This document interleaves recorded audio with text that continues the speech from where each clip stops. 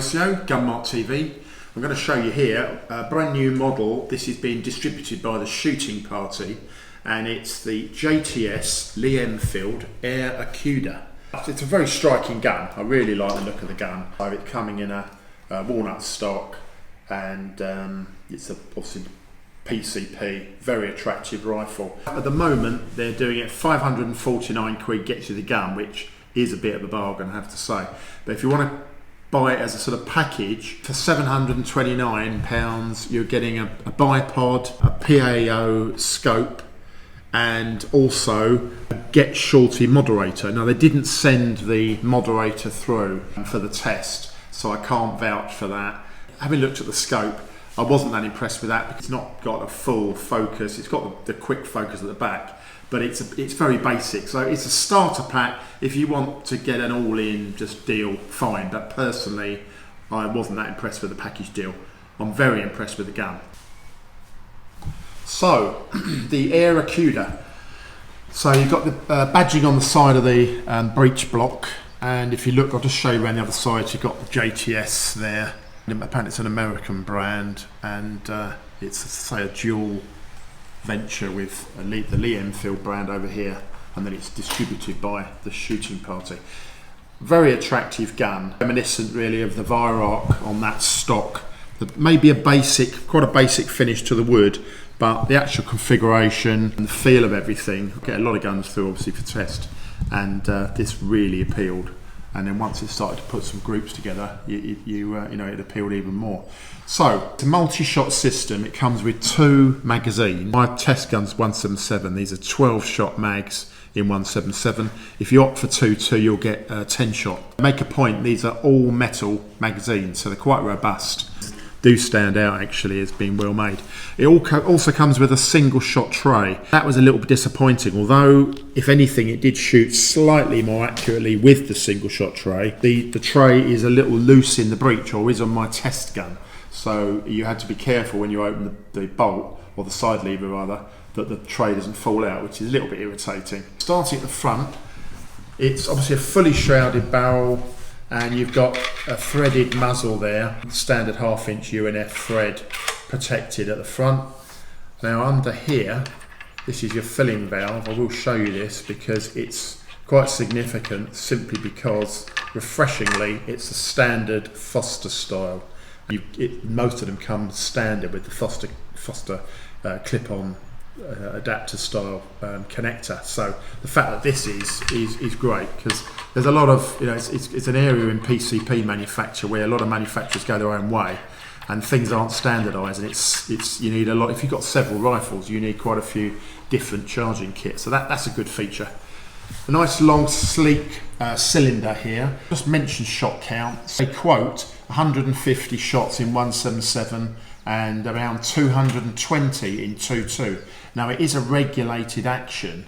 They talk about 220 bar maximum fill pressure. That's quite high. On test, I filled it and then walked away, and it sort of had settled on 210. So I charged it to slightly less, and on test in 177 I got 128 shots, all within 21 feet per second. So pretty consistent. You know, they're really good figures, and obviously that's going to vary slightly on pellet and what have you, but yeah, their figures seem about right. If you pushed it up to the 220 bar, you probably would get 150 shots.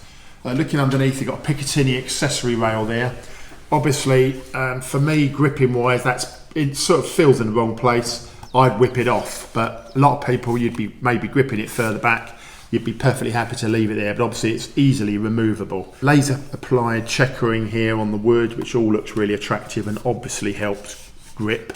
Likewise on the pistol grip there. And as I say, for me, I've got large hands, but the configuration of this just falls into place.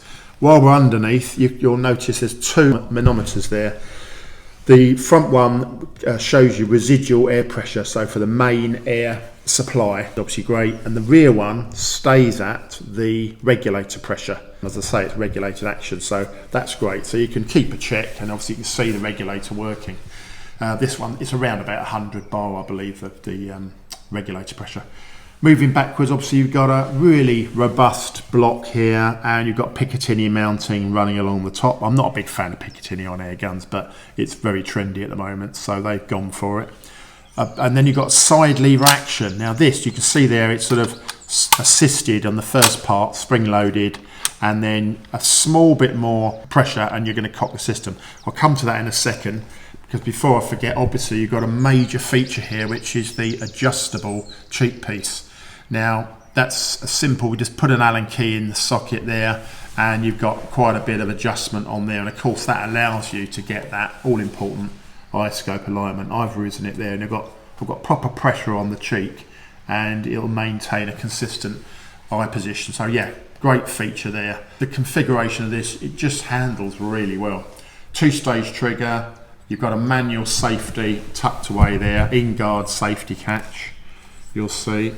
So you can just pull that back if you want to apply the safety, nudge it forward when you're ready. Fairly basic, but it works, and as I say, if you want to just ignore it, get on with your shooting, you can do. So there we are. So now we've got the magazine system. These are the cassettes, and obviously you can see a bit of wear there. Well, it's just from test. Obviously it's sort of a powder coating on there that's started to wear. But this is one I've filled. Now when you're filling these, there's no winding to do. Drop a pellet in and literally wind it round to the next aperture. So you're just literally turning it round. You can see there, and then you'll put it in. You just drop a pellet into the next one until you've filled it. So say I've got 12 shots, so I'm just going to pull that lever back. That's a really easy process, and then the full magazine comes in from the left-hand side of the action. Just slide that through. There we are. Sorry, I'm making that look fiddly, but it's obviously just trying to show it here. But it snaps into place and all feels rather solid. So push that forward. I'll just fire a few shots.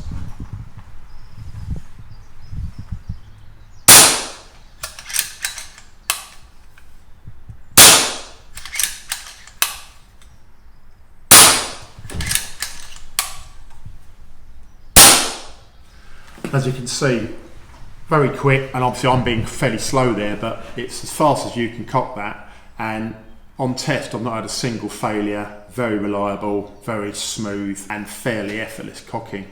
So yeah, it all works rather well. Slight irritation was the single shot tray and a little bit loose in the breech. But otherwise, I mean, we'll show you the groups with this. Very tight groups out to just under 40 yards when we tested it at that range. And yeah, it's a cracking rifle. Regulated action, really sleek and very functional. So that's the JTS Lee Enfield Airacuda.